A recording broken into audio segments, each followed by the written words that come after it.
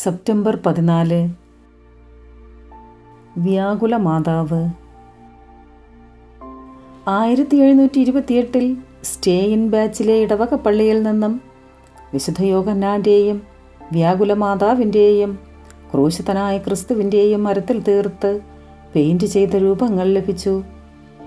2 വർഷത്തിനു ശേഷം വ്യാകുല മാതാവിൻ്റെ രൂപത്തിലെ കണ്ണുകൾ ചലിക്കുന്നതായും കരയുന്നതുമായിട്ടുള്ള മാറി മാറിയുള്ള ഭാവങ്ങൾ കാണുന്നതായി പള്ളിയിൽ വരുന്നവർ പറയാൻ തുടങ്ങി.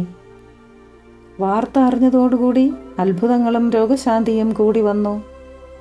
1734 പരിശോധനയുടെ അടിസ്ഥാനത്തിൽ അത്ഭുതങ്ങൾ യാഥാർത്ഥ്യമാണെന്ന് മെത്രാൻ കണ്ടെത്തി. തീർത്ഥാടകരുടെ ബാഹുല്യം പരിഗണിച്ച് വലിയൊരു പള്ളി പണിതു.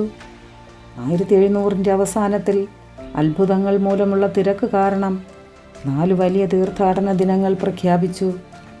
പെന്തക്കോസ്ത കഴിഞ്ഞുള്ള തിങ്കൾ, കുരിശിൻ്റെ തിരുനാൾ മെയ് 3, സെപ്റ്റംബർ 14, ഒക്ടോബറിലെ അവസാന ശനിയാഴ്ച എന്നീ ദിവസങ്ങൾ തീർത്ഥാടന ദിനങ്ങളായി കൊണ്ടാടുന്നു.